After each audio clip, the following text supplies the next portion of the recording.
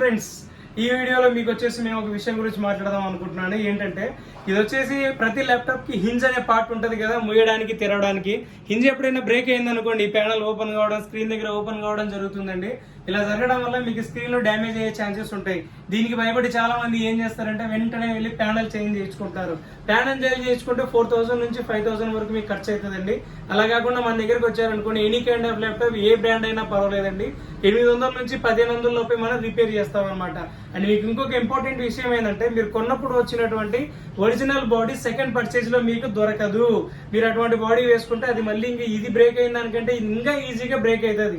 So that మీరు దాన్ని avoid చేయాలనుకుంటే ఏదైతే ఒరిజినల్ ప్యానల్ ఉందో దాన్ని రిపేర్ చేయించుకోవడం 100% మంచి పని. మీకు ఇష్టమైతే మనల్ని కాంటాక్ట్ అవ్వండి ఈ విషయంలో. Thank you so much.